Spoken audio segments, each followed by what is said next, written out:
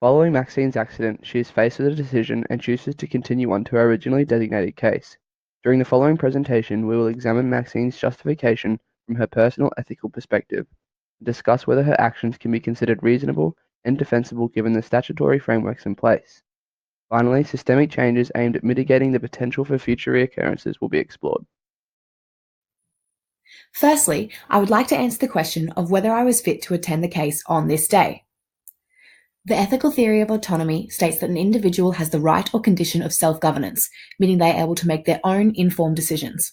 I had been cleared to go back to work after completing all of the necessary programs and was declared competent by my employer. I therefore felt, under my own self-governance, that I was fit for work that day. In regards to my driving leading up to the accident, I would like to make reference to Section 78 of the Transport Operations Act.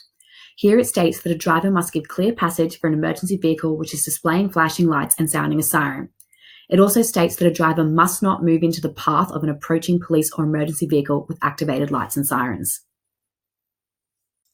En route to the scene, I displayed the necessary emergency lights and sirens the entire journey, giving all other vehicles sufficient time to hear, locate, and give way to the ambulance. I acknowledged that I had made an emotional connection to the call, which impacted my professional judgment and may have resulted in my taking more drastic measures than other paramedics would deem fit. I did, however, believe that these measures were not above my own skill set and are ethically justifiable through the theory of ethical egoism. Ethical egoism is a theory which states that an action is deemed morally right if it is necessary to maximize one's own self-interest. This theory relates directly to my actions after the collision occurred, as it was beneficial to myself to continue en route to the unresponsive infant rather than stop the ambulance.